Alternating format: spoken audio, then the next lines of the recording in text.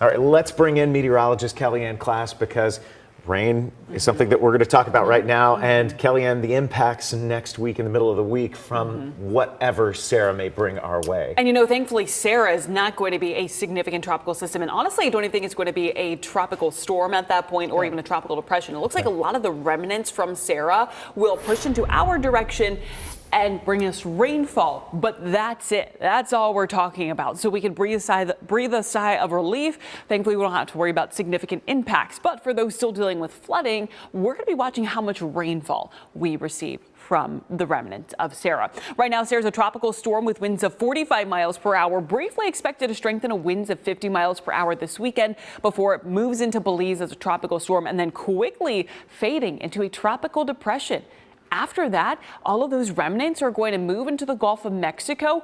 And then as we go towards Tuesday into Wednesday, there is still a little bit of some question marks about where all the rainfall is going to go. European lifts the system more north, closer to the northern Gulf Coast, and brings all of the moisture into a cold front, whereas the GFS still remains its own low, but this cold front pushes that low and all of the rainfall just southwest of Central Florida, giving us lower rain chances, whereas the European gives us higher rain chances because the moisture leads into that cold front. The cold front works across Central Florida. So again, depending on which scenario pans out is going to highly impact our rain. GFS much lower with the rainfall, focusing more of that heavier rainfall into Southwest Florida and even the Sun Coast, whereas the European gives us about 1 to 2 inches of precipitation with some locally higher amounts. All in all, it's actually going to be a relatively nice stretch of weather next week. We just have Wednesday that we're going to deal with that rain, which is why you'll see on that 7-day forecast it's an impact day. Okay, let's get you outside right now here in Lake County.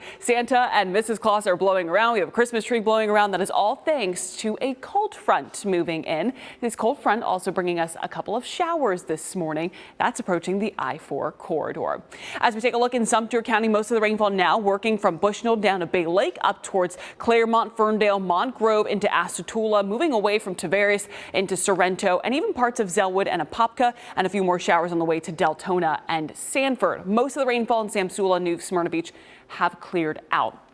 So as we get the kids ready for school, we're watching for a few showers, but this afternoon, all the rainfall clears out, high pressure moves in, and we'll have lots of sunshine going into the afternoon. And temperatures today slowly warming into the mid-70s. Right now, a lot of us are comfortable into the 60s, couple of 70s, and our highs today mid-70s all around with a couple of upper 70s south of the metro. Today, by the way, our winds pick up around 15 to 20 miles per hour. Still a bit breezy tonight and into tomorrow, where tomorrow morning we're waking up to temperatures in the 50s, then 70s as highs for Saturday and Sunday.